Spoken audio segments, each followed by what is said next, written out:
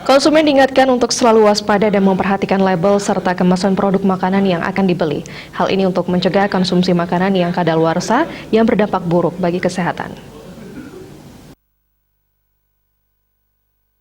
Kepala Balai Besar Pengawasan Obat dan Makanan BBPOM di Denpasar, DRA Gusti Ayu Nengah Suwarningsih mengingatkan masyarakat untuk selalu mengecek produk makanan dalam kemasan yang akan dibeli dengan menerapkan moto ceklik.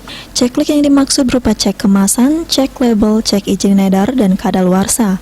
Hal ini penting agar masyarakat tidak dirugikan akibat mengkonsumsi makanan mengandung bahan-bahan yang berbahaya bagi kesehatan maupun makanan yang telah kadaluarsa.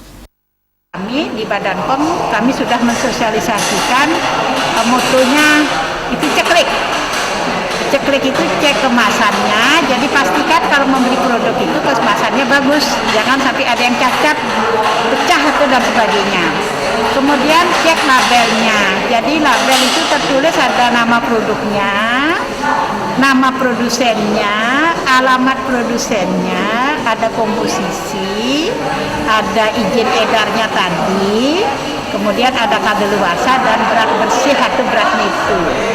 Izin edar ini penting sekali bagi sebuah produk pangan karena kalau sudah mendapatkan izin edar, mencantumkan izin edar itu berarti produknya sudah dilakukan evaluasi mutu dan keamanan. Suwarningsih menambahkan, tidak semua makanan yang dipasarkan harus didaftarkan ke BPOM.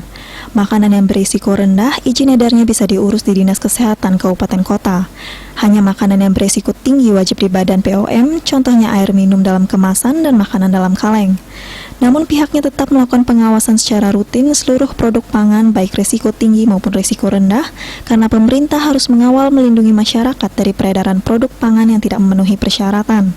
Para pelaku usaha juga diberikan penyuluhan tentang keamanan pangan terkait proses pengolahan yang benar sehingga tidak terjadi kontaminasi oleh patogen-patogen yang berbahaya bagi kesehatan.